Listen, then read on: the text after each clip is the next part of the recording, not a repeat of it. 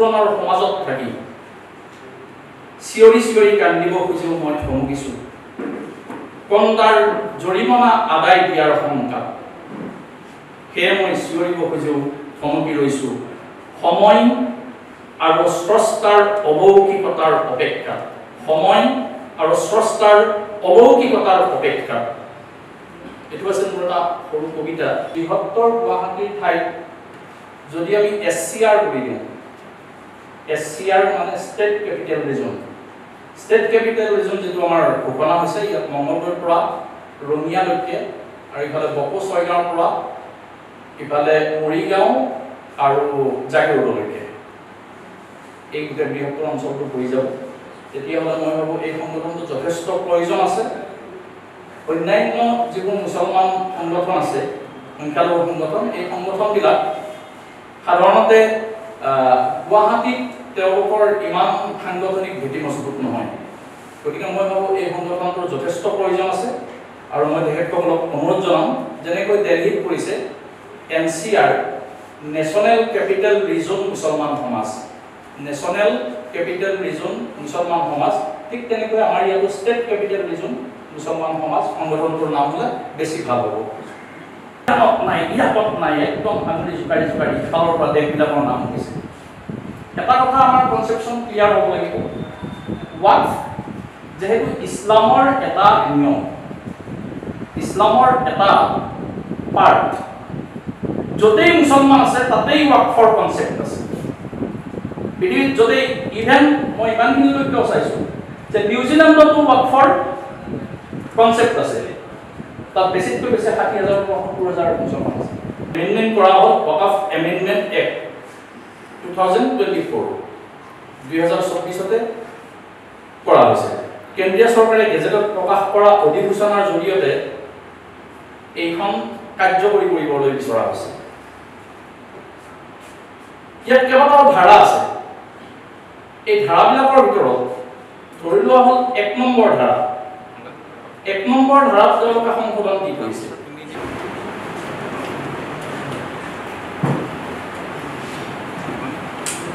আসসালামু আলাইকুম ওয়া ৰাহমাতুল্লাহি ওয়া বাৰাকাতুহু পৰম শ্ৰদ্ধাৰ মোৰ অতি আপন সন্মানীয় হাজিৰ সভাপতি সাহেব মঞ্চত উপবিষ্ট গোটেই অসম জুৰি মছজিদে এটা এৱাৰনেছ এটা হ'ব মছজিদে কাৰণ ৱাকফটো কি এটা যে আমাৰ দিনৰ অংশ ৱাকফটো যে আমাৰ ইছলাম ধৰ্মৰ এটা অংশ সেই বস্তুটোৱে আমাৰ প্ৰায় সাধাৰণ মুছলমানে বুজিয়ে নাপায় সাধাৰণ মুছলমানে এতিয়ালৈকে বুজিয়ে পোৱা নাই যে ৱাকফটো আমাৰ এটা ধৰ্মৰ এটা অংশ হয় যেনেকৈ নামাজ ৰোজা হজ জাকাত অংশ এই কথাখিনি মছজিদ ভিত্তিক আচলতে এই মিটিংখন এটা মছজিদত হ'ব লাগিছিলে কিবা কাৰণবশত আমাক কোনো মছজিদে জেগা নিদিলে সেইকাৰণে একো এৰেঞ্জমেণ্ট কৰোৱা হয় তো মছজিদ ভিত্তিক গোটেই অসমত আপোনালোকে আহিছে আমি আছোঁ আমি চবেই মিলিজুলি এটা মছজিদে এটা সজাগতা কৰিব লাগে যে ৱাকফটো কি বস্তু আমাৰ এটা ইছলামৰ অংশ হয় এই কথাখিনি প্ৰথমতে কৰিব লাগে 2 নম্বৰ যেনেকৈ আমাৰ মৌলানা আব্দুল্লাহ কথাখিনি ক'লে যে কি পৰিস্থিতিৰ সন্মুখীন হৈছে প্ৰতিবাদ কৰিব গৈ পেলাই এই ক্ষেত্ৰত প্ৰত্যেক জেগাই আমাৰ এটা লিগেল বা আইনী গোট এটা এডভোকেটৰ টিম থাকিব লাগে কিবা হয় তেখেতে লগে কৰক বা কিবা নটিছ আহিছে ৱাকফৰ কিবা আহিছে আমাৰ ছাৰহঁত আছে আমি মিলিজুলি এটা লগে এটা এই পৰিস্থিতিটো বদলি গৈছে আপোনালোকে বস্তুটো বুজাই নাই এখন আইন এতিয়া বলবদ্ধ হৈ আছে সুপ্ৰিম কোৰ্টে 5 তাৰিখলৈকে কেইটামান বস্তুত দিছে লিমিটেশ্যনটো দিয়া নাই এতিয়ালৈকে লিমিটেশ্যন এক্টটো লাগি গৈছে এইটো টেকনিকেল কথা বুজাব গ'লে সময় লাগিব এতিয়া লিমিটেশ্যন এক্ট এই সংশোধনী আইনত আহিছে মানে অৰ্থাৎ 12 বছৰ যদি মই ৱাকফ প্ৰপাৰ্টিত দখলটো দেখাই দিব পাৰোঁ ল অফ এডভান্স পজিশ্যন বুলি আছে চিভিলত সেই বস্তুটো এটা বলবদ্ধ হৈ যাব সেই বস্তুটোৰ ওপৰত সুপ্ৰিম কোৰ্টে একদম নিমাত হৈ আছে লিমিটেশ্যনৰ ক্ষেত্ৰত তেনেকৈ বহুত প্ৰভিজনছ আছে এই মূল কথাখিনি জেগাই আসসালামু আলাইকুম ওয়া ৰাহমাতুল্লাহি ওয়া বাৰাকাতুহু মঞ্চত উপস্থিত আবু শফিউল চৌধুৰী স্যাৰ ফজলুল কৰিম মুস্তাফা হোসেন ওয়াইস চৌধুৰী স্যাৰ আৰু সভাত উপস্থিত আলিম ওলেমা বিভিন্ন জেগাৰ অনুষ্ঠানৰ পৰা অহা দিন দৰ্দী ভাইসকল আজি এই সভাখন বৃহত্তৰ গুৱাহাটী মুছলমান সমাজৰ ফালৰ পৰা আহ্বান কৰা হৈছে আৰু উদ্দেশ্য হৈছে বৰ্তমান যিটো ৱাকফ সংশোধনী আইন 2025 যেটো বৰ্তমান অলৰেডি পাৰ্লিয়ামেণ্টত পাছ হ'ল আৰু এখন আইন এতিয়া বলবদ্ধ হৈ আছে এই আইনৰ আওতাত বা এই আইনৰ আইনী কনচিকুৱেঞ্চেছ কি হ'ব মানে আইনগতভাৱে আমাৰ ৱৰ্ক সম্পত্তিৰ কি ইয়াত প্ৰভাৱ পৰিব কি বিস্তাৰ কৰিব এই সংক্ৰান্তত আমি এটা আলোচনা কৰিম ইনশাআল্লাহ আপোনালোকৰ সকলোৰে পৰামৰ্শ লৈ আমি ইয়াত এই ক্ষেত্ৰত প্ৰয়োজনীয় কৰিব লগা কি কাম আছে এইখিনি কাম ইনশাআল্লাহ আমি এটা সিদ্ধান্ত আকাৰে লৈ পেলাই আগবাঢ়িম আৰু 2 নম্বৰ এই সভাখন পাতা এটা আৰু এটা বিৰাট কাৰণ এইটো হৈছে ডাঙৰ কাৰণ যে প্ৰত্যেক মানুহে কৈ আছে যে ভাৰতৰ বা বিভিন্ন জেগাত এই সংক্ৰান্তত ডাঙৰ ডাঙৰ মানুহে আলোচনা কৰিছে মিটিং কৰিছে আমাৰ গুৱাহাটীত একো হোৱা নাই বিশেষকৈ গুৱাহাটীবাসী ৰাইজৰ মাজত আমি সকলোৱে আলোচনা কৰিবলৈ ক'লোঁ যে এখন এনেকৈ এটা আলোচনা চক্ৰ কৰোঁ আলোচনা চক্ৰ এটা মিটিং হিচাপে কৰোঁ মিটিং কৰাৰ পিছত বাকী মিটিঙে ৰাইজৰ পৰা বিভিন্ন দল সংগঠনৰ পৰা যিটো পৰামৰ্শ আহিব তাৰপিছত আমি এটা সিদ্ধান্ত লৈ পেলাই ইনশাআল্লাহ আগন্তুক আমাৰ কাৰ্যসূচী আগবঢ়াম এইটোৱে আমাৰ আজি সভাৰ উদ্দেশ্য আসসালামু আলাইকুম বাৰম্বাৰ মই চিঞৰিব কিছু ধমকিছোঁ প্ৰতিবাদৰ অধিকাৰৰ প্ৰশ্ন মোৰ সন্মুখত প্ৰতিবাদৰ অধিকাৰৰ প্ৰশ্ন মোৰ সন্মুখত স্বৈৰাচাৰিতাৰ যুগত বাক স্বাধীনতাৰ কথা ভবাই যেন দুৰ্ঘৰ অপৰাধ সেয়ে মই চিঞৰিব খুজি ধমকিছোঁ হত্যাকাৰীৰ তৰোৱালৰ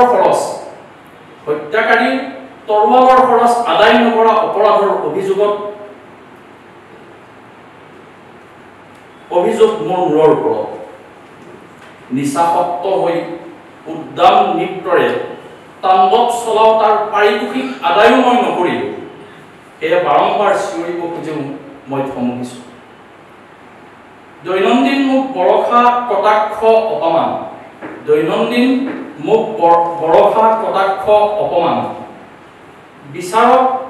প্ৰতিৰক্ষাকাৰী গায়ক লেখক গণমাধ্যম সংগঠনৰ ৰহস্যজনক সমৰ্থন চিঞৰিলেই গবা মাৰি ধৰাৰ আশংকা সেয়ে মই চিঞৰিব খুজিও ধমকিছোঁ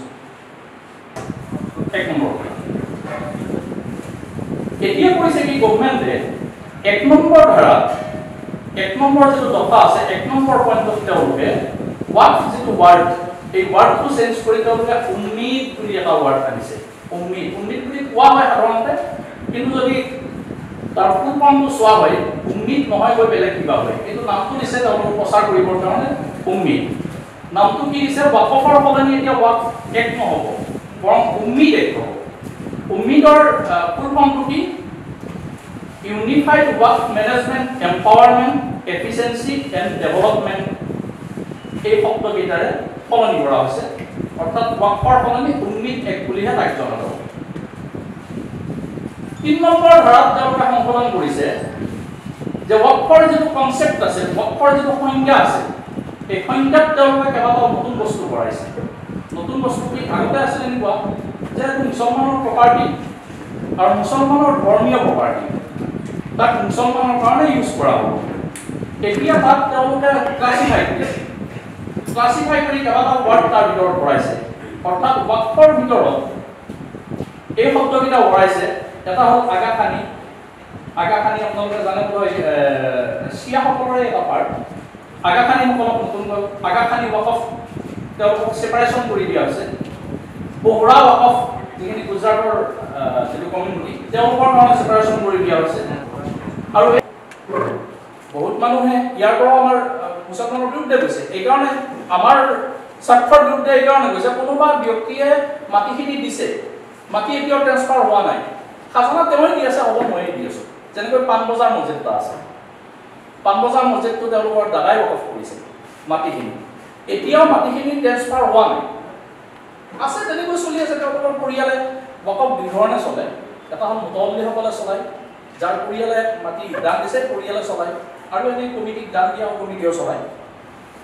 তো তেওঁলোকৰ ঘৰৰ মানুহে চলাই আছে চলি আছে এতিয়া সেইখিনি প্ৰপাৰ্টি যেতিয়া কোনোবাই কেছ দিব ডিচিৰ ওচৰত ডিচিয়ে সিদ্ধান্ত ল'ব এইখিনি চৰকাৰী প্ৰপাৰ্টি হ'ব তেওঁলোকৰ ব্যক্তিগত প্ৰপাৰ্টি হ'ব নে ৱাকফৰ প্ৰপাৰ্টি হ'ব এইটোতো আমাৰ স্বাৰ্থৰ বিৰুদ্ধে গৈছে 6 আৰু 7 নম্বৰ ধাৰা নম্বৰ 6 এতিয়া আগাখানি আৰু বহৰা ৱাকফ সম্পত্তিবোৰ অন্তৰ্ভুক্ত কৰা হৈছে আৰু ট্ৰাইব্যুনেলৰ সিদ্ধান্তক চূড়ান্ত সিদ্ধান্ত হিচাপে মানি লোৱা কথাটো মচি পেলোৱা হৈছে। এইটো আমাৰ বুজি ল'বলগীয়া কথা। ক্লাছিফাই যে কৰা হ'ল, আগাখানিসকলৰ কাৰণে ছেপাৰেট কৰা হ'ল, গতিকে বহৰাসকলৰ কাৰণে ছেপাৰেট কৰা হ'ল। এতিয়া সুন্নি বোৰ্ডেও সুপ্ৰিম কোৰ্টত বা কেছ দিছে, তেওঁলোকক ছেপাৰেশ্যন লাগে। দৰগাহ সংস্থা এটা আছে, দৰগাহ সংস্থাই দিছে যে তেওঁলোকক ছেপাৰেট কৰি লাগে, দৰগাহ মাজাৰ এইবিলাক। আৰু ইয়াতে অসমত অত্যন্ত দুৰ্ভাগ্যজনক নে সুখজনক মই ক'ব নোৱাৰোঁ, কিন্তু অসমতো যিসকল গৰীয়া মুছলমান আছে, গৰীয়া পৰিষদে তেওঁলোকৰ প্ৰপাৰ্টিখিনি ছেপাৰেট কৰি দিব লাগে বুলি এপ্লিকেশ্যন দিছে, সুন্নিসকলক দিছে। ইয়াতে কিছুদিন পিছত এনেকুৱা হ'ব, ছৈয়দসকলৰ প্ৰপাৰ্টি ছৈয়দসকলৰ কাৰণে ছেপাৰেট লাগিব, ছেপাৰেট ৱাকফ বোৰ্ড হ'ব। ঠিক তেনেকৈ দেওবন্দীসকলৰ কাৰণে ছেপাৰেট ৱাকফ বোৰ্ড হ'ব। এই ধৰণৰ কথা হ'ব পাৰে নেকি? ৱাকফটো ৱাকফ, এইটোত আমাৰ প্ৰব্লেম আছে। আৰু 2 নম্বৰ কথাটো হ'ল এই সিদ্ধান্ত, এই ছেপাৰেশ্যনৰ যিটো সিদ্ধান্ত, এই সিদ্ধান্তটো আগতে প্ৰতিখন ৱাকফ বোৰ্ডৰ আণ্ডাৰত এখন ট্ৰাইব্যুনেল থাকে। এই ট্ৰাইব্যুনেলে বিচাৰ কৰে, তেওঁলোকে ভূমি মানে গৈ কেনে তদন্ত কৰে, কৰি তাৰপিছত তেওঁলোকে সিদ্ধান্ত লয়। ইয়াৰ কোনো এতিয়া উপায় নাই, যাৰ জোৰ বেছি তাৰে সিয়েই লৈ ল'ব, যাৰ পলিটিকেল জোৰ বেছি সিয়েই লৈ ল'ব, এনেকুৱা ধৰণৰ কথা হৈ গৈছে। 7 নম্বৰ ধাৰাত আগাখানি আৰু বৰুৱাসকলৰ ৱাকফ সম্পত্তিবোৰ অন্তৰ্ভুক্ত কৰা হৈছে আৰু বিবাদৰ ক্ষেত্ৰত ৱাকফ ন্যায়াধিকৰণে দিয়া সিদ্ধান্তক চূড়ান্ত বুলি বিবেচনা কৰা কথাটো বাতিল কৰা হৈছে। অৰ্থাৎ নিজৰ যি ট্ৰাইব্যুনেল আছে ৱাকফ বোৰ্ডৰ, এই ট্ৰাইব্যুনেলে সিদ্ধান্ত নল'ব, সিদ্ধান্ত ল'ব ডিচিয়ে। 13, 14 আৰু 15 নম্বৰ ধাৰাটো সংশোধন কৰা হৈছে। 13 নম্বৰ ধাৰাত সংশোধন কৰা হৈছে মাহত অন্ততঃ এবাৰ বৈঠক অনুষ্ঠিত কৰিবলৈ ৱাকফ বোৰ্ডে নিৰ্দেশ দিয়া হৈছে। তেওঁলোকে ৱাকফ বোৰ্ডে মিটিং কৰিব মাহত এবাৰ কৰি বহি। 14 অনাস্থা ভোটৰ দ্বাৰা অধ্যক্ষক আঁতৰোৱাৰ বিধিগত ব্যৱস্থা থকা ধাৰাটো বাতিল কৰা হৈছে। অৰ্থাৎ অধ্যক্ষই যদি ক'ৰবাত বেয়া কাম কৰে, যদি ক'ৰবাত কৰাপশ্যন কৰে, অধ্যক্ষক মানে চকীৰ পৰা গাড়ীৰ পৰা নমোৱাৰ কোনো উপায় নাই। গভৰ্ণমেণ্টে কৰিব, গভৰ্ণমেণ্টে নিযুক্তি দিব। আৰু এই ক্ষেত্ৰত সৰুকৈ এটা কথা কৈ যাম, এইবোৰ ভুল আচলতে মুছলমানৰ এই বহুত ভুল আছে। মই নাম নলওঁ, সুনাইট ভাই ভালদৰে জানে, হাইকোৰ্টত এটা কেছ হৈ আছে অসমৰ ক্ষেত্ৰত। আপোনালোকে জানে এই যিটো নেপালী মন্দিৰ আছে, এই যে আমাৰ পল্টন বজাৰৰ যিটো নেপালী মন্দিৰ আছে, সিফালে যিটো যোৱা ৰাস্তা হেৰিকৈ ওলাই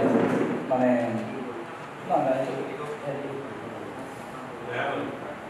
বেহাৰবাৰীত গৈ ওলাই, তাতে সেই ৰাস্তাটোৰে যাওঁতে বাওঁফালে অলপমান মাটি আছে, প্ৰায় 30 বিঘা মাটি। ডক্টৰ বৰকতুল্লাহ ডিব্ৰুগড়ৰ মানুহ আছিল, তেখেতে ৱাকফ কৰিছে। তাতে এটা গণেশ মন্দিৰ আছে, গণেশ মন্দিৰ এটা আছে। আৰু ইতিমধ্যে আজি 3-4 বছৰৰ ডেভেলপমেণ্টটো হ'ল, যিহেতু 6 বছৰ 7 বছৰ ধৰি এতিয়ালৈকে অসমৰ ৱাকফ বোৰ্ডখন ভাঙি গৈছে, এতিয়ালৈকে বনোৱাই নাই। গতিকে চলাই আছে কোনে? চলাই আছে চৰকাৰী 2জন অফিচাৰে, CEO আৰু কোনোবা অফিচাৰ আছে, তেওঁলোকে চলাই আছে। তেওঁলোকে কৰিছে কি, এই যিটো গণেশ মন্দিৰ আছে, গণেশ মন্দিৰৰ ওচৰতে এটা মূৰ্তি বনোৱা এটা হেৰিৰ কাৰণে, এই ফেক্টৰীৰ কাৰণে তেওঁলোকে মাটি বিচাৰিছে। ৱাকফ মাটিটো বিক্ৰী কৰিব নোৱাৰে, গতিকে এওঁলোকে লিজত দিছে 2 লাখ টকাত 99 বছৰৰ কাৰণে 10 বিঘা মাটি, য'ত কথা কিমান দাম হ'ব, মিনিমাম 2 কোটিৰ পৰা 3 কোটি টকা দাম হ'ব। কথা এক কথা 10 বিঘা মাটি দিছে, আৰু এই 10 বিঘা মাটিও দিছে এটা মূৰ্তি বনোৱা এটা কোম্পানী। তেওঁলোকে দখল কৰি তেওঁলোকে অলৰেডি কৰিছে 99 বছৰৰ কাৰণে 2 লাখ টকা দিছে। এতিয়া আমি শুনা মতে এই মাটিখিনি যি 2জন CEO, এই 2জন মুছলমান, আৰু অসমৰ একদম গণ্য মান্য একদম সাংঘাতিক ব্যক্তি, নাম ক'লে আপোনালোকে মানে চকু কপালত উঠিব। এই 2জনে লগ হৈ মাটিখিনি বিক্ৰী কৰিছে 50 কোটি টকাত। তেওঁলোকক যিহেতু ট্ৰেন্সফাৰ নহয়, গতিকে লিজত দিছে। 99 বছৰ পিছত না আপুনি থাকিব না মই থাকিম, কোন থাকিব? মাটি দিওঁতাও নাথাকে, মাটি লওঁতাও নাথাকে, অৰ্থাৎ তেওঁলোকৰ দখল কৰি গ'ল মাটি। আৰু য'ত 30 বিঘা মাটি আছে, 10 বিঘা মাটি যদি এনেকৈ দিয়া হয়, বাকীবিলাকতো চব বেদখল হৈয়ে আছে। এই ধৰণৰ কথা। গতিকে এই যিবিলাক মাটি বিক্ৰী কৰিছে যে আমাৰ মুছলমানে কি কৰিছে, CEO-টো মুছলমানে আছে, গতিকে তেওঁলোকে চান্সো পাইছে। 15 নম্বৰ ধাৰাত মুখ্য কাৰ্যবাহী বিষয়া চিফ এক্সিকিউটিভ অফিচাৰৰ চৰ্ত যে তেওঁ যুটীয়া সচিব জইণ্ট ছেক্ৰেটাৰী স্তৰৰ হ'ব আৰু একেদৰে সিওজন মুছলিমেই হ'ব লাগিব এনে চৰ্ত বাতিল কৰা হৈছে এটোটো আমি নিউজত পাই আছো ধাৰা নম্বৰ 23 32 আৰু 33 সংশোধন কৰিছে ধাৰা নম্বৰ 23 মুখ্য কাৰ্যবাহী বিষয়াৰ নিযুক্তি আৰু চৰ্তৰ সৈতে জড়িত আৰু মুখ্য কাৰ্যবাহী বিষয়া মুছলমান হোৱাৰ প্ৰয়োজনীয়তা নিষেধ কৰা হৈছে ইয়াৰ দ্বাৰা বুজাব ৰাম মন্দিৰৰ যি কমিটি আছে এই কমিটি মুছলমান হ'ব নোৱাৰে তিৰুপতি মন্দিৰৰ মাটি কিমান আছে এটা ভুল ব্যাখ্যা আমাৰ হৈ আছে বাৰম্বাৰ যে ভাৰতবৰ্ষত এক নম্বৰতে ৰেলৱেৰ মাটি আৰু তাৰ পিছতে আমাৰ মুছলমানৰ ওয়াকফৰ মাটি বুলি যিটো কথা প্ৰচাৰ হৈ আছে এইটো ভুল প্ৰচাৰ ওয়াকফৰ প্ৰপাৰ্টি যিমান আছে প্ৰায় সিমান প্ৰপাৰ্টি তিৰুপতি মন্দিৰৰ সিমান প্ৰপাৰ্টিটো অকল তিৰুপতি মন্দিৰৰে আছে কেৰালাত নহয় তিৰুপতি মন্দিৰৰ কমিটিখনত কোনো মুছলমান হ'ব নোৱাৰে কিন্তু আমাৰ প্ৰতিটো মছজিদ কমিটি প্ৰতিখন ঈদগাহ কমিটি কবৰস্থান কমিটি যদি তেওঁলোকে বিচাৰে তেতিয়াহ'লে হিন্দু মানুহ সোমাই লোৱাটো আমাৰ কাৰণে বাধ্যতামূলক নন মুছলিম সোমাব পাৰিব এইটো কেনেকৈ ক'ব পাৰে এইটো সেই লাইনত কৈছে আমি অকণমান যেহেতু দৌৰাব লাগিব স্পেইনত কি কৰা হৈছে আৰু তাৰ পৰাই এই গোটেই থিমটো তাৰ পৰাই লোৱা হৈছে 32 নম্বৰ ধাৰাত বোৰ্ডৰ ক্ষমতা আৰু কৰ্তব্যৰ সংশোধন কৰা হৈছে এটো বাৰু হ'ব পাৰে 33 নম্বৰ ধাৰাত পৰিদৰ্শন ক্ষমতাত সংশোধন কৰে আবেদনৰ সময়ত মুখ্য কাৰ্যবাহী বিষয়াৰ আদেশ কাৰ্যকৰী হোৱাত বাধা দিয়াৰ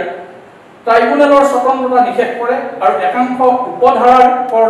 কৰ্তৃত্ব বিলুপ্ত কৰে আৰু কিছুমান উপধাৰা আঁতৰাই অৰ্থাৎ এই যিটো সেপাৰেট যিটো ট্ৰাইব্যুনেল আছিল এই ট্ৰাইব্যুনেলৰ যি কৰ্তৃত্ব এতিয়া আৰু সেই কৰ্তৃত্ব নাথাকিব 36, 37 আৰু 40 নম্বৰ ধাৰাত সংশোধন কৰা হৈছে কোৱা হৈছে যে ওয়াকফৰ নথি অবিহনে কোনো ওয়াকফ কৰিব নোৱাৰিব আৰু ওয়াকফৰ নথি কি বস্তু ওয়াকফ কৰিব নোৱাৰে মোৰ তাত কাগজ পত্ৰ নাই গতিকে মই ওয়াকফ কৰিব নোৱাৰো ওয়াকফ পঞ্জীৰ ৰক্ষণাবেক্ষণৰ নিৰ্দিষ্ট আপোনালোকে যিখন গভৰ্ণমেণ্ট বৰ্তমান আছে আজিৰ পৰা 13-14 বছৰ আগত হোৱা গভৰ্ণমেণ্ট 13-14 বছৰৰ ভিতৰত ডাটাবেছ কৰিব পৰা নাই ওয়াকফৰ প্ৰপাৰ্টিবোৰৰ আৰু আজি 6 মাহৰ ভিতৰত কেনেকৈ হ'ব সম্ভৱ ই কেতিয়াও সম্ভৱ নহয় তেওঁলোকে কৰিব পৰা নাই আৰু মুখতাৰ আব্বাছ নাকভি যেতিয়া এই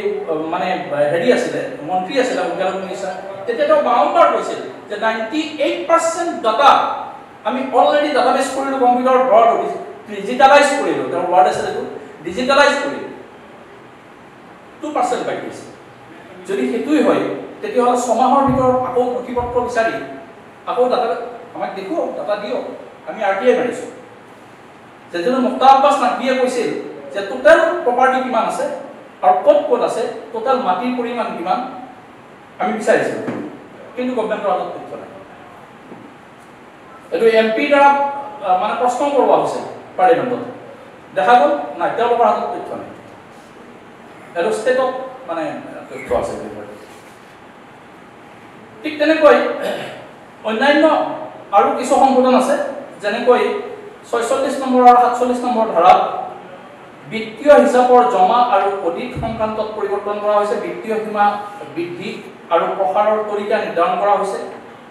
48 নম্বৰ ধাৰাত বোৰ্ডৰ প্ৰতিবেদন আৰু অডিট ৰিপৰ্টৰ ওপৰত ভিত্তি কৰি নিৰ্দেশাৱলী কেন্দ্ৰীয় চৰকাৰৰ দ্বাৰা নিৰ্ধাৰণ কৰা নীতি বৰ্ণনা কৰা হৈছে ঠিক তেনেকৈ 50 নম্বৰ ধাৰা 50 এত মতৱল্লীৰ অযোগ্যতাৰ পদ্ধতি প্ৰৱৰ্তন কৰা হৈছে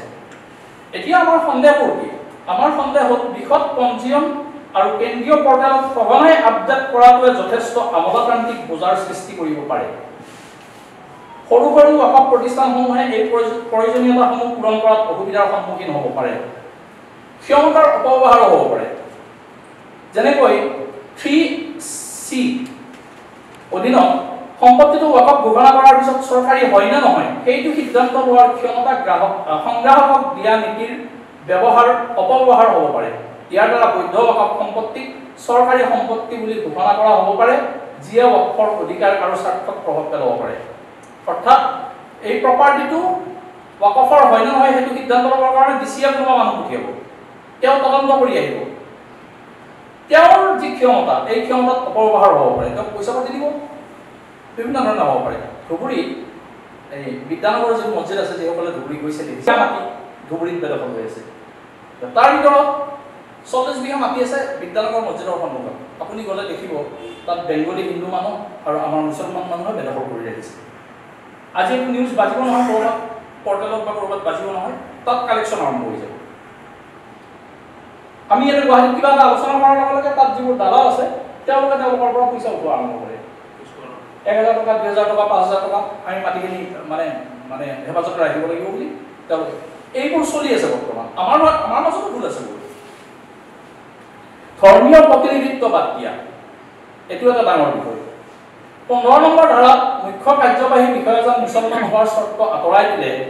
ওয়াকফৰ সম্পত্তিৰ ব্যৱস্থাপনাৰ ধৰ্মীয় প্ৰতিনিধিত্ব হ্ৰাস হোৱাৰ ক্ষেত্ৰত উদ্বিগ্নতা সৃষ্টি হ'ব পাৰে কাৰণ মাছালা মাছাইলৰ ক্ষেত্ৰত যদি কোনোবা ধৰ্মীয় প্ৰতিনিধিত্ব নাৰাখে তেতিয়াহ'লে ওয়াকফৰ মাছাইল ক'ব কোনে এজন দুজনটো ৰাখিব লাগিব মিনিমাম যি ইছলামিক নীতি আৰু পৰম্পৰাৰ সৈতে সামঞ্জস্যপূৰ্ণ পৰিচালনা আৰু বুজাবুজিৰ প্ৰয়োজনীয় সিদ্ধান্তত প্ৰভাৱ পেলাব পাৰে আইনী আৰু ন্যায়িক উদ্বেগো আমাৰ আছে এয়া হ'ল ন্যায়াধিকৰণৰ সিদ্ধান্তসমূহৰ চূড়ান্ততাৰ বিধানসমূহ আঁতৰাই পেলোৱাৰ ফলত দীৰ্ঘদিনীয়া আইনী বিবাদৰ সৃষ্টি হ'ব পাৰে ইয়াৰ ফলত মামলা বৃদ্ধি পাব পাৰে আৰু ওয়াকফ সম্পত্তিৰ বিবাদ নিষ্পত্তিৰ ক্ষেত্ৰত নিশ্চয়তা আহিব পাৰে সৰু ওয়াকফ সম্পত্তিৰ ওপৰত প্ৰভাৱ পৰিব কেনেকৈ প্ৰভাৱ পৰিব সৰু ওয়াকফ সম্পত্তিসমূহ কাৰ্যকাৰিতাৰ প্ৰয়োজনীয়তা পূৰণ কৰাত অসুবিধাৰ সন্মুখীন হ'ব পাৰে যেনে পৰ্টেলত বৃহৎ সম্পত্তিৰ তথ্য সংগ্ৰহ বা জমা কৰা এই ক্ষেত্ৰত সৰু সৰু যিবিলাক প্ৰপাৰ্টি আছে এইবিলাকে এইবোৰ কাম নকৰিব সৰু এটা মছজিদ আছে মছজিদৰ কাৰণে এখন মাটি আছে তেওঁলোকে কি ডাটাবেছ কৰিব কেন্দ্ৰীয়কৰণৰ ভাবুকি যেটো আমাৰ কেন্দ্ৰীয়কৰণৰ সিস্টেম চলি আছে অৰ্থাৎ ৰাজ্যৰ যি ক্ষমতা আছে ৰাজ্যৰ ক্ষমতা গৈ কেনে কেন্দ্ৰীয় চৰকাৰৰ ওচৰলৈ যাব অৰ্থাৎ তেওঁলোকে হস্তগত কৰিব গোটেই প্ৰপাৰ্টি ওয়াকফৰ সম্পত্তিৰ পৰিচালনা আৰু তত্ত্বাৱধানৰ কেন্দ্ৰীয়কৰণে স্থানীয় ওয়াকফ বোৰ্ডৰ স্বতন্ত্ৰ ক্ষমতা হ্ৰাস কৰিব পাৰে ই বিভিন্ন ওয়াকফৰ ভিন্ন প্ৰয়োজনীয়তা আৰু পৰিস্থিতিক আওকাণ কৰি একেধৰণৰ নীতি জাপি দিব পাৰে স্বচ্ছতা বনাম গোপনীয়তা যদিও স্বচ্ছতা এটা লক্ষ্য ওয়াকফৰ সম্পত্তি আৰু ইয়াৰ পৰিচালনাৰ সবিশেষ ৰাজহুৱাভাৱে প্ৰকাশ কৰাৰ পৰা গোপনীয়তা চিন্তাৰ সৃষ্টি হ'ব পাৰে পৰ্টেলত নিজেই ওয়াকফৰ তথ্য প্ৰকাশ কৰাটো স্বজ্ঞানৰ গোপনীয়তাৰ বিৰুদ্ধ কথা মূল কথাটো হ'ল এইখিনি আছে আমাৰ ওয়াকফৰ সম্পত্তি মই যিখিনি নোট কৰি আনিছোঁ ইয়াতে আৰু দুটা বা তিনিটা কথা আমি জানিব লাগিব আপোনালোকে দেখিছে পাৰ্লিয়ামেণ্টত বা ৰাজ্যসভাত যেটো হ'ল নীতিশ কুমাৰ আৰু চন্দ্ৰবাবু নাইডুৰ ওপৰত আমি যেটো আশা কৰিছিলোঁ এটো কিন্তু মুছলমানে আশা নাপালে যেনেকৈ আশা কৰিছিল চন্দ্ৰবাবু নাইডুই 2000 বিঘা ওয়াকফৰ মাটি 2000 বিঘা ওয়াকফৰ মাটি 100 বিঘা 200 বিঘা 2000 বিঘা ওয়াকফৰ মাটি এয়াৰপৰ্টৰ কাৰণে তেওঁ বেদখল কৰিলে নীতিশ কুমাৰে প্ৰায় 1200 বিঘা মাটি ওয়াকফৰ মাটি তেওঁৰ কোনোবা অনুষ্ঠানৰ কাৰণে বিহাৰত তেওঁ দখল কৰিছে এতেকে তেওঁলোকে আমাৰ সপক্ষে যাব কিন্তু আগৰ পৰাই আমি ভাবিছিলোঁ যে আমাৰ সপক্ষে তেওঁলোক কেতিয়াও নহয় আৰু যাবই নোৱাৰে এক নম্বৰ কথা দুই নম্বৰ কথাটো হ'ল যে এই যিমানবোৰ ওয়াকফৰ প্ৰপাৰ্টি আছে এই প্ৰপাৰ্টিবিলাক যদি কেন্দ্ৰীয় চৰকাৰৰ হাতলৈ যায় তেতিয়াহ'লে আমাৰ প্ৰব্লেম আছে যেনেকৈ কেৰালাত নন বিজেপি গভৰ্ণমেণ্ট আছে পঞ্জাৱত নন বিজেপি গভৰ্ণমেণ্ট আছে ভাৰতবৰ্ষৰ ভিতৰত আটাইতকৈ সুৰক্ষিতভাৱে ওয়াকফৰ প্ৰপাৰ্টি ৰখা ৰাজ্যখন হ'ল পঞ্জাবে এনেকুৱা ধৰণে এটা চিষ্টেম বনাইছে ওয়াকফৰ প্ৰপাৰ্টি কোনো বেদখল কৰিব নোৱাৰে আৰু আটাইতকৈ বেছি তাত পইচা আহে অসমত যিখিনি ওয়াকফৰ প্ৰপাৰ্টি আছে প্ৰায় 16টা বুলি আমি হেৰিত পাইছোঁ RTI পাইছোঁ কিন্তু কিছুমান ঠাইত আমি দেখিছোঁ তথ্যপাতিৰ জৰিয়তে প্ৰায় 2600 আছে এনেকৈ পোৱা যায় তেওঁলোকে 16টা প্ৰপাৰ্টি আমাক RTI মাৰিছিল জোনাল ভাই আমাক হেৰি দিছে লিষ্ট দিছে মাত্ৰ 10 কোটি টকা বছৰি 10ৰ পৰা 11 কোটি টকা বছৰি অসম ওয়াকফ বোৰ্ডত আয় হয় কিন্তু যদি চোৱা যায় ফেন্সি বজাৰত যিখিনি মাটি আছে হোটেল এম্পায়াৰ যিখিনি আছে তাতে মাহতেই প্ৰায় মোটামুটি 200-300 কোটি 500 কোটি টকা আহিব পাৰে তো এই ধৰণৰ বেদখল হৈ আছে মুছলমানৰ ইয়াতে যথেষ্ট সজাগতাৰো অভাৱ আছে আমাৰ আল্লাহ তাআলাই তৌফিক দিয়ক আমাৰ যেনেকৈ ইছলামত যেনেকৈ কৈছে ঠিক তেনেকৈ ওপৰ প্ৰপাৰ্টি যাতে আমি হেফাজত কৰিব পাৰোঁ আৰু এইখিনি আমাৰ মুছলমানৰ কাৰণে মূল বস্তু একদম মৌলিক বস্তু বেছিক বস্তু এইখিনি যদি আমাৰ যিবোৰ বিভিন্ন ধৰণৰ তাজমহলৰ পৰা আৰম্ভ কৰি জামা মছজিদ পৰ্যন্ত যিখিনি আমাৰ প্ৰতীক আছে এই প্ৰতীকখিনি যদি গুচাই দিয়া হয় তেতিয়াহ'লে মুছলমানৰ কিন্তু একো নাথাকিব প্ৰতিজন মুছলমানে মই সৰুকৈ আৰু এটা মোৰ অসমৰ বহুত দীঘলীয়া লৈ ল'ব তথাপিতো সৰুকৈ আৰু এটা কথা ক'ব খুজিছোঁ মই কালি পৰহি নিউজত দেখিলোঁ এজন মুছলমান কোনোবা এটা সংগঠনে অত্যন্ত দুৰ্ভাগ্যজনক ইমান মুছলমানৰ দালাল ওলাইছে ইমিডিয়েট দালাল সৃষ্টি হৈছে কালি দেখিছোঁ মই এটা অসমৰ এটা সংগঠন গৰিয়া সমাজ কিবা যেন মই নাম নকওঁ কৈছে যে এইখন এক্টৰ জৰিয়তে মুছলমানসকলৰ হেফাজত হ'ব ৱাকফৰ প্ৰপাৰ্টিৰ হেফাজত হ'ব বিভিন্ন ধৰণৰ কথা তেওঁ আৰু এটা কথা কৈছে যিটো কথা মই উত্তৰ দিব বিচাৰিছোঁ এইটো হ'ল তেওঁ কৈছে অসমত যিকোনো এখন ঠাইত থিয় হৈ 100জন মানুহ মুছলমান মানুহ হ'ব এখন বজাৰত থিয় হৈ 100জন মুছলমান মানুহ হ'ব এজন এজনকৈ সোধক ৱাকফৰ দ্বাৰা তেওঁ কি পাইছে প্ৰতিজন মুছলমানে ক'ব ৱাকফৰ দ্বাৰা একো পোৱা নাই এইটো স্বাভাৱিক কথা এইটো ক'ব কাৰণ মুছলমানক সেইখিনি আমি ট্ৰেইন কৰাই নাই কৰিব পৰাই নাই কিন্তু মই কওঁ ভাৰতবৰ্ষৰ বা অসমৰ প্ৰতিজন মুছলমানে তেওঁৰ তাত ৱাকফৰ প্ৰভাৱ পৰিছে যাৰ কাৰণে তেওঁ মুছলমান দাৰুল দেওবন্দ সম্পূৰ্ণ ৱাকফ প্ৰপাৰ্টি দাৰুল ৱাকফ সম্পূৰ্ণ ৱাকফ প্ৰপাৰ্টি মই লেকচাৰ কৰি আছোঁ আপুনি শুনা নাই মই জানাজা পঢ়োৱা নাই মই নমাজ পঢ়োৱা নাই ৱাকফৰ প্ৰপাৰ্টিয়ে মোক বনাইছে ৱাকফৰ প্ৰপাৰ্টিয়ে মোক বনাইছে আলিগড় ইউনিভাৰ্চিটি আধাতকৈ বেছি অংশ মাটি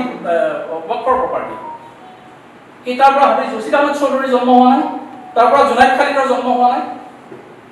আপোনাৰ লাভ হোৱা নাই ছ'চাইটি লাভ হোৱা নাই যিমানবোৰ ইমাম আছে যিমানবোৰ মুৱাজ্জিন আছে যিমানবোৰ মৌলানা আছে তাৰ পৰা আৰম্ভ কৰি একেবাৰে ডাঙৰ ডাঙৰ অনুষ্ঠান পৰ্যন্ত জামিয়া মিলিয়া প্ৰায় আধা ৱাকফৰ প্ৰপাৰ্টি পিছত বাকীখিনি কিনি লোৱা তাৰ পৰা আমাৰ মানুহ হোৱা নাই গতিকে মুছলমানৰ তাত প্ৰভাৱ কিয় নপৰিব এই ধৰণৰ কিছুমান মানে বিভ্ৰান্তিমূলক কথা কোৱা হয় আৰু কৈ এনেকৈ প্ৰচাৰ কৰা হয় যেনিবা ৱাকফৰ কাৰণে মুছলমান সচেতন নহয় মুছলমানৰ প্ৰয়োজনে নাই চিন্তা কৰাৰ প্ৰতিজন মুছলমানৰ প্ৰয়োজন আছে আপোনাৰ গাঁৱত থকা মছজিদটো নহ'লেও অন্ততঃ আপোনাৰ গাঁৱত থকা আপোনাৰ অঞ্চলত থকা যিসকল ইমাম আছে মুৱাজ্জিন আছে মৌলানা আছে তেওঁলোকে ৱাকফৰ পৰা কৰি আহে ৱাকফৰ প্ৰপাৰ্টি তেওঁলোকে ইউজ কৰি আহে গতিকে প্ৰতিজন মুছলমানৰ ওপৰত ৱাকফৰ প্ৰপাৰ্টি পৰোক্ষ বা প্ৰত্যক্ষভাৱে ৱাকফৰ প্ৰপাৰ্টি কিবা নহয় কিবা প্ৰভাৱ জৰুৰ পৰে আল্লাহ তাআলা আমাক সহি বুজাৰ কাৰণে তৌফিক দিয়ক এইখিনি সময় মোক দিয়াৰ কাৰণে মই ধন্যবাদ জনাইছোঁ ৱাখিৰ দাৱানা আলহামদুলিল্লাহি ৰাব্বিল আলামিন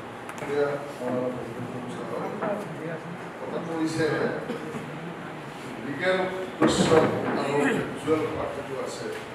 আপোনালোকে জানে চবৰে টেষ্টটো চলি আছে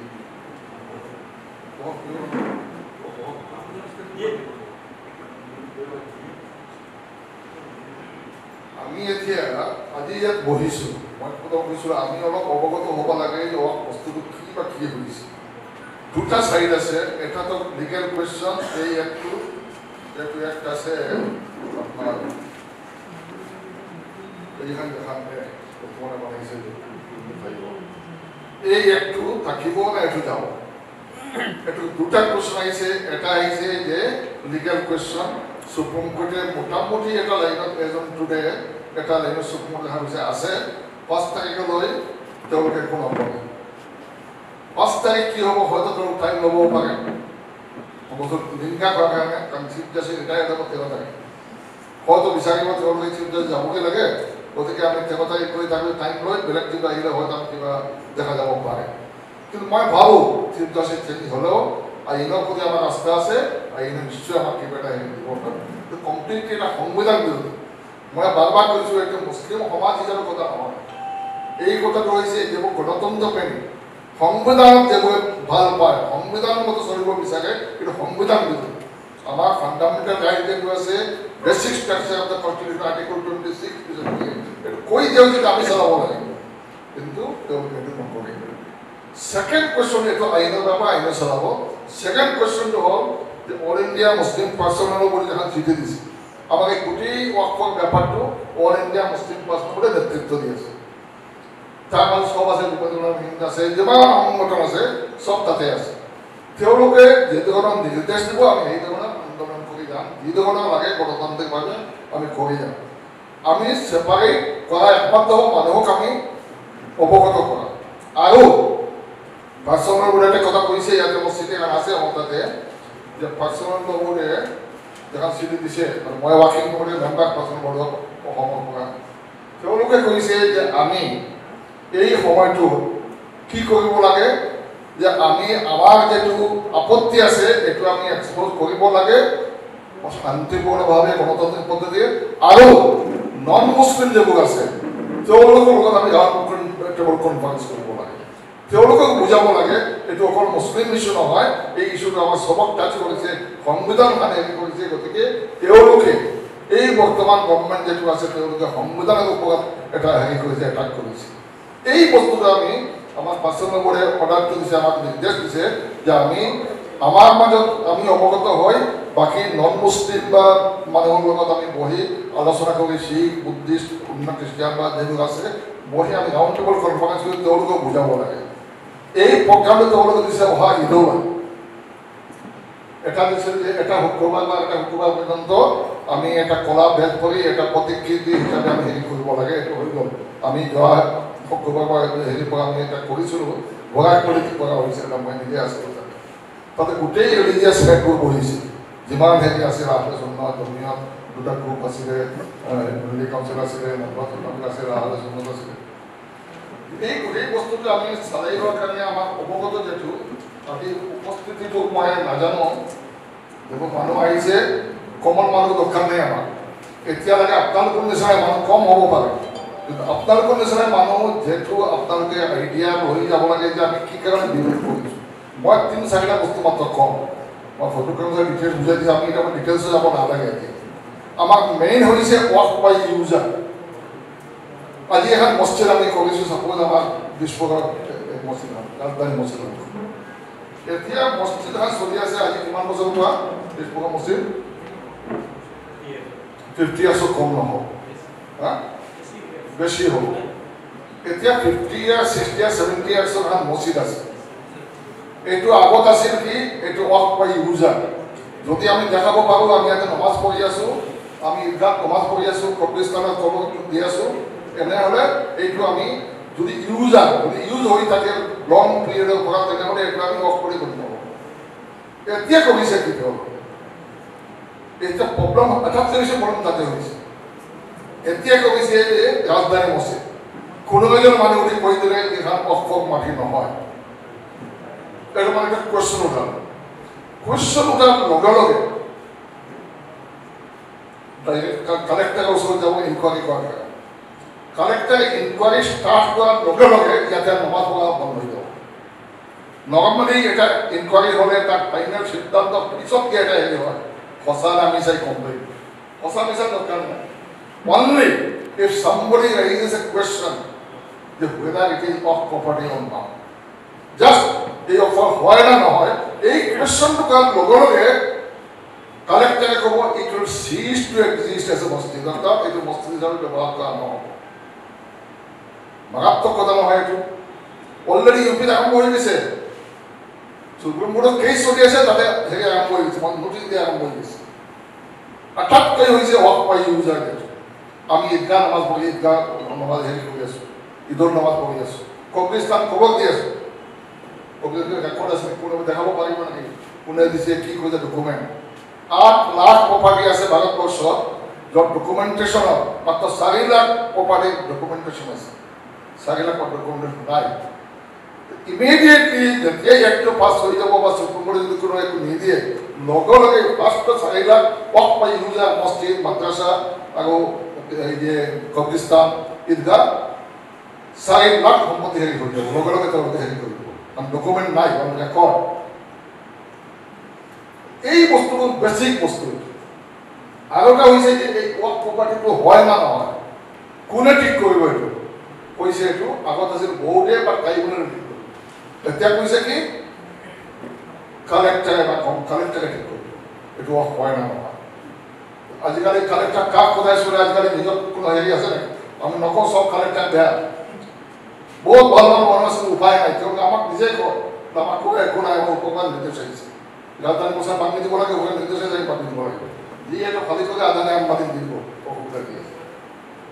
that is what they want গতিকে আমি এইকেইটা বস্তু বেচিকেলি যেটো এই বস্তু মানুহক বুজাব লাগে যে আমাৰ মছজিদ কবৰস্থান ঈদগাহ এইবোৰ কৰিব লাগে ৰেজিষ্টাৰ কিমান আছে অসমত চাওক আপুনি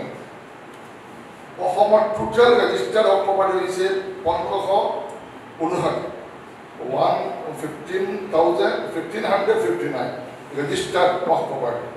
বহুত অফ দুটা হয় এটা অফ ফি সাবিলিল্লাহ এটা অফ ফি আওলাদ অফ কলার আওলাদ যেটা হয় এটা হল কমপ্লিটলি ৰাইজৰ নামত দি দিল গৰিব দুঃখী নামত দি দিল আৰ এটা হোক মোৰ আওলাদ আছে 5জন 10জন এই আওলাদবোৰে এইটো খাব এই আওলাদৰ মাজে 1 নম্বৰজন মতবলি হ'ব তেওঁ এইটো চলাই যাব তেওঁ মৰাৰ পিছত তেওঁলোকৰ খানদানে এইটো চলি যাব আৰু এটা পাৰ্চেণ্ট অফ বোৰ্ডে পাব বা হেৰি পাব এতিয়া অফ বোৰ্ডে কিমান পায় 6% of the state of Bodapur, 1% central of Bodapur, central of council. That income hoy, the income of 6% state of Bodapur and 1% central of council. Boktaman. Otike, এই যে total area আছে total মাটি হল total land area of the offline in Assam, আটা কত 18,468 বিঘা, 18,466 বিঘা. Approximately 6,100 acres. Survey হওয়া নাই এটা mismanagement হয়েছে এই মিসম্যানেজের কারণে কি হয়েছে মামা মোদী সাহেবের বক্তব্য হইল যে গরিব উইমেন আছে ছোৱালী আছে দুখী আছে তেওঁলোকে দিব লাগে কোনে মানা কৰিছে তোমালোকে সাৰ্ভে কৰা নাই আজি ফাৰ্স্ট সাৰ্ভে কৰিছে 1957 প্ৰথম সাৰ্ভে যেটা ফখৰুদ্দিনে আমাক অপৰে চেয়াৰম্যান আছে তেতিয়া কৰিছিলে ফাৰ্স্ট সাৰ্ভে কৰিছিলে এই ফাৰ্স্ট সাৰ্ভে সেকেন্ড সাৰ্ভে কৰেছিল 13 ইংৰেজি আৰ থাৰ্ড সাৰ্ভে আৰম্ভ হয়েছে 16 এতিয়ালৈ চলি আছে তোমাকে সাৰ্ভে নকৰিবা দেখি নকৰিবা সাৰ্ভে কৰিলে এই বিষয় ওলাই যাব আনাদৰাইজ কোন আছে অফ এক্ট 1995 যেটো অফ এক্ট আছে এই অফ বস্তুটো ডিটেইলস আছে এই অফ এক্ট যেটো আছে যেটো বৰ্তমানে চলি আছে 1995 যেটো আছে এটো লিখা আছে যদি মিসমেন্ট কৰে পানিশমেন্টেৰ ব্যবস্থা আছে জেল যাব পাৰে ইভিকশন হ'ব পাৰে সব হ'ব পাৰে সব বিকাশ একো নকৰিবা তোমালোকে আৰ ঘুষ কাট দিছা যে মুসলমানে এৰকম কনভিকশন দিয়া শাস্তি দিয়া হেৰি কৰা দিকা কোনো আপত্তি নাই এই একটা লিখা আছে বৈঠন কি যে তোমালোকে কি কৰিছা তোমালোকে মাটি ৰাখা দেখা পাইছা ইমান সম্পত্তি পালন বছৰ অংশ পাৰি এইটো যদি আমি কিবা কেনেকৈ কৰিব পাৰোঁ এই বস্তুটো আত্মসাৎ কৰিব আমি একোৱে কৰিব ল'ব পাৰোঁ গতিকে মই ভাবোঁ যে সব কথা দ্বাৰা আলোচনা নকৰি এই কেইটা আলোচনা কৰি মানুহক বুজাব লাগিব যে আমাৰ আমি কৈ আছোঁ মছজিদ মাদ্ৰাছা প্ৰতিষ্ঠান হৈ যাব এই বস্তুটো বুজাব লাগে যে যদি এই এক্ট ইমপ্লিমেণ্টেশ্যন আছে তেনেহ'লে কিন্তু আমাৰ অৱস্থা কাহিৰ আমি নমাজ ক'ত কৰিম জুম্মা ক'ত কৰিম মানুহ হেৰি কবৰস্থান ক'ত হেৰি কৰিম এই গোটেই বস্তুটো হাত দিব নিদিব পাৰে হাত বেলেগ কথা কিন্তু আইনৰ বস্তুটো আহিব ইচ্ছা কৰিলে তেওঁলোকে কৰিব পাৰে গতিকে মই আশা কৰোঁ যে আমি এইকেইটা পইণ্টৰ ওপৰত বেছি আলোচনা কৰি ফিউচাৰে আমাৰ বেলেগ একো নাই আমি কোনো আন্দোলন নকৰোঁ আমি নাই ৰাস্তাত আমি এইটো কৰিব নিবিচাৰোঁ আমি বিচাৰোঁ যে ডেমক্ৰেটিক লাইনত খুব বুদ্ধিবদ্ধ মানুহ যিবোৰ আছে সংগঠন আছে বুদ্ধিজীৱী আছে উকিল আছে প্ৰফেচাৰ আছে পুলিচ অফিচাৰ আছে ইঞ্জিনিয়াৰ আছে আমাৰ এজাজ চাব আহিছে ইয়াতে এজাজ চাব আহিছে পুলিচ ডিপাৰ্টমেণ্টৰ মানুহ তেওঁলোকৰ প্ৰত্যেক মানুহৰ আজিকালি মই ভাবোঁ যে আমি আগবাঢ়ি আহিব লাগে মানুহক বুজাব লাগে যে এইটো হিন্দু মুছলমানৰ ইছ্যু নহয় এই বস্তু আমি যদি নুবুজাওঁ তেনেহ'লে কমিউনিটিৰ লোকে বিচাৰিছে আজি আমাৰ চিফ মিনিষ্টাৰে কি কৰিছে যে 40% মুছলমান অসমত আন্দোলনটো দেখা নাই 2-4টা হৈছে মাত্ৰ 150 এইটো কৰি আছে তাৰমানে তেওঁ বিচাৰিছে আন্দোলন কৰক আহক গুলি মাৰিব মৰিব এইটো বিচাৰিছে উচতনি দি আছে আমাক তোমালোকে আহা আন্দোলন কৰা নিজে কৈছে মই নিজে কৈছে আপোনালোকে বুজিছে না যে 40% মুছলমান অসমত আজি অকপেল হেৰি আমাৰ অসমতো কোনো আন্দোলন নাই 2-4টা জেগাত হৈছে মাত্ৰ 150 মানুহ হৈছে এইবোৰ উচতনি দি আছে আমাক যে আমি আন্দোলন কৰোঁ হেৰি কৰোঁ এওঁলোকে বিচাৰিছে আমি আন্দোলন কৰিব লাগে আমি ইমান হেৰি নহওঁ এই আন্দোলনটো মুছলমানৰ আন্দোলন নহয় এইটো বিপক্ষে গণতন্ত্ৰ বচাও আন্দোলন সংবিধান বচাও আন্দোলন এইটো মুছলমান কৰে মুছলমানে হেৰি নহয় আজি আমাক কৈছে কালি তোমাক কৰিব সেইকাৰণে মানুহ বুজাব লাগে আমি তেওঁলোকক ভাইবোৰক আমি বুজাব লাগে এইবোৰ আপোনালোকে স্কিম লওক আৰু মই ভাবোঁ যদি এটা বুকলেট লাগে তেওঁ খুব ভাল দেখিছে এইটো ইমান বস্তুটো মানুহে বুজি নাপাব পাৰে মেইন কেইটা বস্তু যাতে মানুহে বুজি পায় যে এই কাৰণে আমি অপ'জ কৰি আছোঁ এনেকৈ এটা বুকলেট দিয়ক কৰি বৃহত্তৰভাৱে যদি পাৰে এনেকুৱা ডাঙৰ হলত গোটেই অসমত আমিও বিচাৰিছোঁ এতিয়া হেৰি কৰি মাতিলে আমাৰ আছাম চিভিল ছ'চাইটি আছে ভাবিছোঁ মাতিলে চবকে মাতিম আমিও চেষ্টা কৰিম সকলো লৈ আমি আৰু বৃহত্তৰ কিছু আৰু কিছু মানুহ বিশিষ্ট গোটেই অসমত আমি গৌৰৱান্বিত নহয় আপোনালোকেও থাকিব গুৱাহাটীত গোটেই অসমত আমি বিভিন্ন সংগঠনৰ নেতৃবৃন্দ আছে আমাৰ ওলামাই কেৰাম আছে তেওঁলোকক বুজি পায় তেওঁলোকক আমি মাতিব লাগিব মাতি আমি তাত বহি আমি অল ইণ্ডিয়া পাৰ্চনেল বডি যিটো সিদ্ধান্ত ল'ব সেইটোত আমি লাভবাহিক হ'ব লাগে সেই বিষয়ে ভাবিব লাগিব এই হিচাপে আমি আগবাঢ়ি কিন্তু ভাল হ'ব মই এতিয়া আমাৰ ইছফাক চাবাইছে তেজপুৰত তেওঁলোকে বহুত এই ৱাক ব্যৱহাৰে বহুত কিবা কৰিছে বহুত ধৰণৰ আপাৰ আছাম তেজপুৰ হয় জমাত ইছলামিক ৰিলেশ্যন হয় আৰু আমাৰ ইয়াত এটা বস্তু বুজি পাওঁ আমি কোনো ধৰণৰ হেৰি নাই কোন যে জমাত ইছলামী কোন জমিয়ত কোন বেলেগ কিছু নাই আমি চব ইয়াতে কৰিমাই আমি যেটা কৰিছোঁ আমি চবেই কৰিম আৰু আমাৰ ভাতৃবৃন্দ গণতান্ত্ৰিক প্ৰেমী মানুহৰ বিশ্বাস ছাৰ মাননীয় আজিৰ সভাৰ সভাপতি মহোদয় সমবেত ৰাইজ আসসালামু আলাইকুম ৰহমতুল্লাহ বৰকাতুহ আজি আমাৰ জুনেদ সাহেবে লগত বহুত দিনৰ পৰা মোৰ আলোচনা এইবিলাক চলি আছে আমাৰ হাফিজ জছিৰ আহমেদ চৌধুৰী সাহেবৰ লগত আজি ৱাকফৰ সম্পৰ্কে আমাৰ মুছলিম ৰাইজে এক নম্বৰ কথা নাজানে আৰু বিশেষ কৰি যেটো ৰচিদ সাহেবে কৈছে আমি মুছলিম পাৰ্চনেল লগত আমি তেজপুৰ বা আপাৰ আছামত ছাৰ মামাই কৈছিল যে 150 মানুহ তেনে আপাৰ আছামত 163 ধাৰা কিয় লগাইছে উজনিত 160 ধাৰা লগাইছিল তেজপুৰতো ৱাকফ কি তেজপুৰ ঈদগাহৰ এটা জনন্ত 1907 চনৰ ঈদগাহ অধিকাৰ কেনেকৈ কাঢ়ি লোৱা হৈ আছে এইবাৰ ঈদৰ নামাজৰ কাৰণে যেতিয়া আমি মাইকৰ পাৰ্মিশ্যন দিছি পালোঁ তাৰ চিত্ৰবন বাকৰিত মাইক ব্যৱহাৰ কৰিব পাৰিবলৈ ৰিটাৰ্ণ দিছে আমাৰ ছেক্ৰেটাৰীয়ে ক'লে যে চিত্ৰবন বাকৰিখন ক'ত আছে আপুনি দেখাই দিয়ক তাৰপিছত দ্বিতীয়বাৰ লিখিলে কাগজত তেজপুৰ ঈদগাহ অব্লিক চিত্ৰবন বাকৰি দ্বিতীয়বাৰ ৰিজেক্ট কৰা হ'ল 3 নম্বৰ আমি ক'লো আমি পাৰ্মিশ্যন নলওঁ মাইকৰ এৰেষ্ট কৰি কৰিব এনাউন্স হ'ব ইনশাআল্লাহ ঈদৰ নামাজ হৈ যাব তাতে সিহঁতৰ চিন্তাধাৰা টোটেলি বেলেগ হৈ গৈছে আজি অসমত যিমান মাটি বাৰী আছে মোৰ ককা দেউতাও মাটি ৱাকফ কৰি গৈছে নগাঁও টাউনত 2 বিঘা 3 কঠা 3 আছে কিন্তু ৱাকফৰ এই অফিচাৰকেইটা খাইবৈ কৰি আছে তাৰ কোনো ডেভেলপমেণ্ট নাই তেজপুৰতো মই তেজপুৰ বৰমচি ৱাকফৰ মুতল্লি হওঁ ৱাকফ বৰ্ডক যোৱা বছৰ 1,02,013 টকা দিছোঁ তাৰপৰা কিয়নো 7% যেটো ৰচিদ সাহেবে কৈছে 1% চেণ্ট্ৰেলত যায় যদি যায় আমি ষ্টেটক 7% দি আছোঁ প্ৰত্যেক বছৰ এই বছৰ চাগে 1 লাখৰ ওপৰত 1 লাখ বছৰ কিন্তু আমি মেইনটেনেন্স তেনেকৈ কৰিছোঁ কিন্তু এতিয়া কথা হ'ল তেনেকৈ বহুত জেগাত মাটি বাৰী আছে কবৰস্থান আছে ঈদগাহ আছে আমি আমাৰ এই সময়খিনি আমি লগাব লাগিব গাঁৱৰ সৰু সৰু মছজিদ আজি যিখিনি মানুহ আহিছে বহুত মানুহ আহিছে আফগানিস্তান ফতে হৈছিল ক'ব নালাগে 12 জন যেটো সংগ্ৰাম হৈছিল ৰাছিয়াৰ এগেইনষ্টে কমিউনিষ্টৰ এগেইনষ্টে ইয়াত ভালেখিনি আহিছে এইখিনি যদি লাগি যায় আমি কোনো আদাৰ কাষ্টৰ বিৰুদ্ধে আমাৰ এই সংগ্ৰাম নহয় হিন্দু শিখ ইছাইৰ বিৰুদ্ধে আল্লাহ ৰাস্তা যেনে ৱাকফ কৰিছে সেই মাটিৰ সুৰক্ষাৰ কাৰণে আমি লাগি সেইখিনি কাম আমি কৰিব পাৰিম নহয় আমি যিখিনি আছোঁ আমি নিজৰ মহল্লা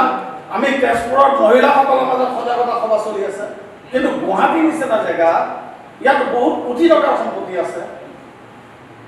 আমি এই সম্পত্তিবিলাক ৰক্ষণাবেক্ষণৰ কাৰণে আমি ক'বলৈ ওলাই আহিব লাগিব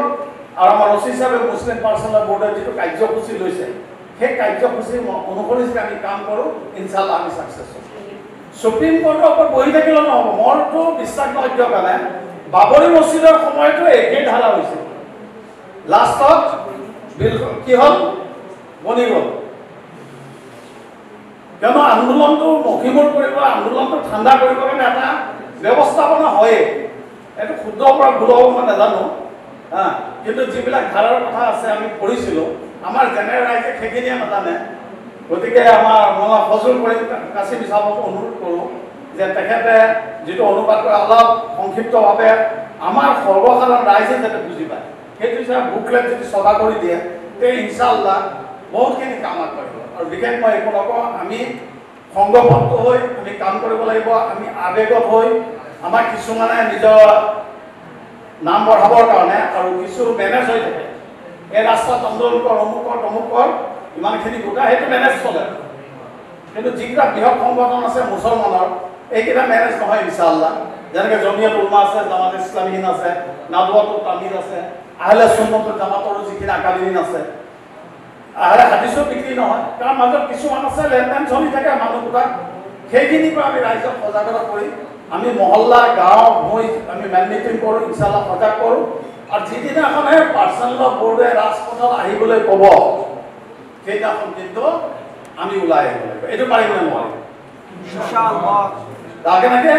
আল্লাহ তাআলাই ক'লে ওয়াজাহিদু ফিল্লাহি হাক্কা জিহাদি আল্লাহ যিদৰে সংগ্ৰাম কৰিব দিছে সেইদৰে আমি সংগ্ৰাম কৰিম কোৰআন হাদিছ অনুসৰি আমি তাৰ বাহিৰে উত্তেজিত হৈ আমি কিবা ক'লেতো নহ'ব আমাৰ আদাৰ কমিউনিটিৰ লগত আমি ভাল সম্পৰ্ক ৰাখিব লাগিব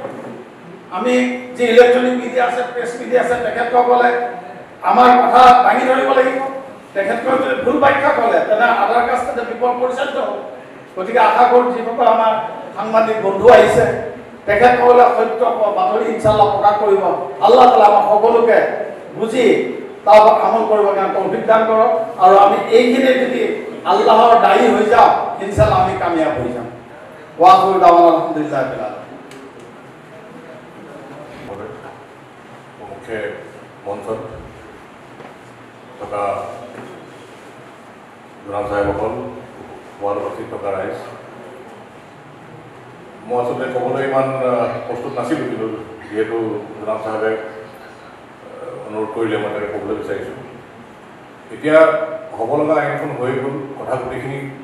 বিতংভাৱে আলোচনা হৈ গৈছে কথাখিনি মোটামুটি আপোনালোকে বুজিছে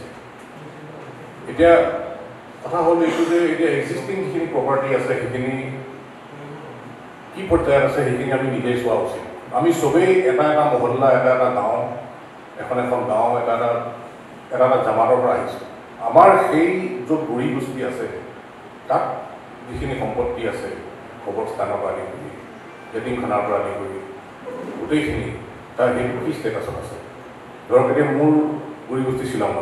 আমি শ্বিলঙত জানো এতিয়া ফকৰদ্দিন চাহাবৰ কথা কৈছিলে মই যিটো জামাত আহোঁ শ্বিলঙত ফকৰদ্দিন চাহাবে তাত গৈ পেলাই এবাৰ চিজা দিয়াৰ কাৰণে সেইডোখৰ লাইমুখৰা মছজিদ হৈ গ'ল মাছাআল্লাহ আৰু লাইমুখৰা মছজিদৰ যিজন ছেক্ৰেটাৰী সি মোৰ ক্লাছমেট মুস্ফিক আহমেদ মেঘালয় বক্স বৰ্ডৰ CEO ধৰক আৰু তেখেতে গোটেই মেঘালয়ৰ অলৰেডি অকলে সেই মছজিদৰ নহয় গোটেই মেঘালয়ৰ বক্স প্ৰপাৰ্টি যিমান আছে গোটেইখিনি পঞ্জীভুক্ত কৰিছে এভৰিথিং ইজ ইন অৰ্ডাৰ শ্বিলঙত ইমান মেঘালয়ত প্ৰব্লেম নাই কিন্তু এতিয়া মোৰ ব্যক্তিগতভাৱে চিন্তা হ'ল আমাৰ যিবিলাক ভিতৰুৱা অঞ্চল আমাৰ যিখিনি মহানগৰীৰ ভিতৰত যিখিনি অঞ্চল আছে গোটেই মূল্যৱান গোটেই হাইলি ভেলুৱেবল এইখিনি আমি ছাপোৰ্ট দিব লাগিব মেণ্টেল ছাপোৰ্ট দিব লাগিব আমি আমাৰ গাঁও মহল্লা হেৰি য'ত আছে সেইখিনি কি অৱস্থাত আছে আমি নিজেই চোৱা উচিত মোৰ লগত এজন সৰু ভাই আহিছে যাৰ য়ং এডভকেট জাষ্ট পাছ কৰিছে মই তেখেতক বাৰে এনকাৰেজ কৰোঁ যে আমাৰ তোমালোকৰ গাঁৱৰ পৰা আহিছে তেখেত দৰং জিলাৰ ঠিক তেনেকৈ তেখেতৰ লগৰ বহুত এডভকেট আছে মই তেওঁলোকক বহুত দিনৰ পৰা কৈ আহিছোঁ যে এইখিনি প্ৰপাৰ্টি আমি পঞ্জীভুক্ত হৈছে নে নাই নিজৰ চাৰ্কল অফিচত যাবা নিজৰ মণ্ডল হেৰি যি আছে সেইটো এৰিয়াৰ এই গোটেইখিনি চাই পেলাই গোটেই ডিটেইলছ বস্তুখিনি তাৰ পৰা আনি পেলাই এতিয়াও কৰা যাব এতিয়াও নাথিং ইজ লষ্ট কিন্তু মই নকওঁ যে সময় আছে এতিয়া কিছুমান আমাৰ মানে আগতে কৈ থোৱা বক্তাসকলক ধুনীয়াকৈ কৈ গ'ল যে বহুত দল সংগঠন আছে সিহঁতে মানে অকলে আমাৰ কৰ্মকে নহয় বহুত মানে বেলেগ কৰ্মৰ মানুহকো তেওঁলোকে বিপদে পৰিচালিত কৰিছে কনফিউজন এটা বনাই দিছে আৰু সামাজিক এটা সংঘাত আনিবৰ কাৰণে সেইটোৰ পৰা আমি বিৰত থাকিব লাগিব উই হেভ টু বি পেচেণ্ট আৰু যিহেতু এইটো এটা মেটাৰ এট ছাবজুডিচ ইয়াত ৰাস্তাত প্ৰটেষ্ট কৰা ইয়াত কোনো স্থল নাই প্ৰহিবিটিভ অৰ্ডাৰিও আছে কিন্তু আমি এটা ডিচিপ্লিন মুছলিম সমাজ হিচাপে আমি সেইখিনি বস্তু চাব লাগিব আইনটো দুটা চাইড আছে আইনটোৰ এটা কিছুমান ভাল কথাও আছে যিটো আগতে কৈছে মিছমেনেজমেণ্ট হোৱাৰ কাৰণে আমি বহুত আমাৰ লছ হৈছে কিন্তু কিছুমান বস্তু আহিছে যিটো আমাৰ ওপৰত জাপি দিছে যিটো আমি মানে আমাৰ কাৰণে বহুত মানুহৰ কাৰণে সেইটো গ্ৰহণযোগ্য নহয় গতিকে ধৈৰ্য লাগিব আৰু এটা এৱেৰনেছ লাগিব আৰু যিটো মানে ৰাউণ্ড টেবুলৰ কথা কৈছে আন কমৰ লগত এই আলোচনা কৰি পেলাই গোটেইখিনি বস্তু এটা এৱেৰনেছ আনিব কাৰণ আপোনালোকে জানে বহুতখিনি ৱৰ্কশ্বপৰ হিন্দু মানুহ আমাক দিছে আন সম্প্ৰদায়ৰ মানুহ আমাক দিছে শ্বিলঙৰ যিটো আপোনাৰ এতিয়া মদিনা মছজিদ আছে তাৰ লেণ্ড ডিড মোৰ লগত এই মোবাইলতে আছে খাচীয়া মানুহ এজনে 1500 টকাত লাগি চাহক তেতিয়া তেখেত মুছলিম ইউনিয়নৰ হেৰি আছিলে ছেক্ৰেটাৰী আছিল তেখেতে 1500 টকাত এইডোখৰ মাটি দিছিল এতিয়া ফেমাছ মদিনা মছজিদ তাত আছে গতিকে আছে কিছুমান কথা আমি খুচৰিলেও ওলাব একো নাই বুলি আমি ক'ব নোৱাৰোঁ ক'ৰবাত ৰজাদিনীয়া কাগজো ওলাব পাৰে ভালকৈ চাব গতিকে চাব খুব সূক্ষ্মকৈ চাব আৰু নৱপ্ৰজন্মক যিটো নিউ জেনেৰেশ্যন তেওঁলোকৰ ভিতৰত এটা সজাগতা আনিবলৈ এটা যত্ন কৰিব মই আশা কৰোঁ যে আগলৈ কিছুমান সভা আৰু হ'ব য'ত আমি একত্ৰিত হৈ পেলাই গোটেইখিনি বস্তু আলোচনা কৰি এটা এৱেৰনেছ আমি আনিব পাৰোঁ the fight will not and with awareness গতিকে মোক এই কথা ব্যৱহাৰ কৰিবলৈ সুবিধা দিয়াৰ কাৰণে বহুত বহুত ধন্যবাদ সকলোৰে শান্তি সকলোৰে উন্নতি সুস্বাস্থ্য কামনা কৰি মই মোৰ বক্তব্য দিয়া ইছলাম ৱাকাফৰ লগত জড়িত আছিল তেওঁলোকৰ ওপৰত আইনী ব্যৱস্থা কিবা ল'ব পাৰিনে ৱাকাফৰ সম্পত্তি কোনে কোনে খালে কিয় আগতে এই বিষয়ে আলোচনা কৰা নাই আজি কিয় কৰিব লগা হ'ল মইতো কওঁ ভাৰত চৰকাৰে ভালে কৰিছে সকলো মানুহে আজি বুজি পালে ৱাকাফখন কি হয় কিন্তু ইয়াত যিটো হস্তক্ষেপ কৰিছে সেইটো মই ভাৰত চৰকাৰক ধিক্কাৰ দিম ৱাকাফ মুছলমানৰ সম্পত্তি মুছলমানে এটা অধিকাৰ থাকিব লাগে কিন্তু আমি জনা ব্যক্তিসকলেও কেতিয়াও কিন্তু আমি নধৰিলোঁ যে যিসকলে সভাপতি সম্পাদক বা ৱাকাফ বৰ্ডৰ চেয়াৰমেন যি হৈ আছে তেওঁলোকে এই পইচাসমূহ দুখীয়া মানুহক বিতৰণ কিয় নকৰিলে তেওঁলোকে আত্মক্ষেপ কৰি নিজে নিজে পেট ভৰাই কিয় খালে সেই সম্পৰ্কে আগতে কিয় নধৰিলে আল্লাহে কৈছে যি জাতিয়ে নিজৰ অৱস্থা সাল সলনি কৰিবলৈ চেষ্টা নকৰে আল্লাহে সেই জাতি সেই মানুহজনক কেতিয়াও সাল সলনি কৰাই নিদিয়ে কোৰআন শৰীফৰ আয়াত আলিমুলামাই ভালকৈ জানে আমাৰ বিল মাৰুফ নেহি আনিল মুনকাৰ ভাল কামৰ আদেশ বেয়া কামৰ নিষেধ ভাল কাম কৰিলে আগ্ৰহ দিব লাগে বেয়া কামৰ পৰা মুখেৰে ক'ব লাগে হাতেৰে ক'ব লাগে বল প্ৰয়োগ কৰিব লাগে